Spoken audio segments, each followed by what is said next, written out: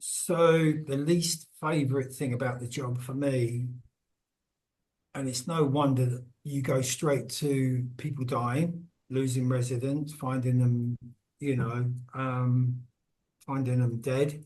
Um, but it for me, it's about, how can I put this?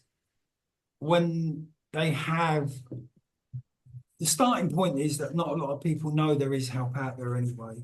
They've never bumped into somebody perhaps who's made a success of recovery, or has been in recovery. So not finding out that this helps there is one of the big things. We don't advertise it. Only in localities do you know. But do you know what I think the worst thing is? When someone's with you and you see someone just start to blossom and open up, and then this thing called addiction says to them in their own mind, mate, you feel a bit better now. Maybe I could go out for another go.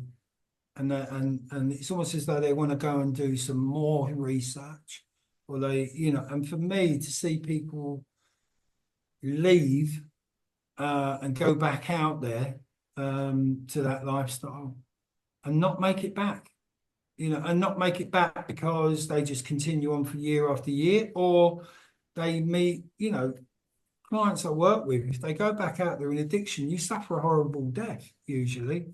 It's not just overdoses, like, other diseases like hepatitis C and so on, they all go, it goes untreated. So that's the worst part, is to see someone come in, find the help, start to listen, but then something switches off and they go back out there and they want to have another go. And national statistics back that up by, usually they reckon that people in treatment, exposure to treatment, usually it takes people to go around treatment systems about 7 or 8 times before they get it.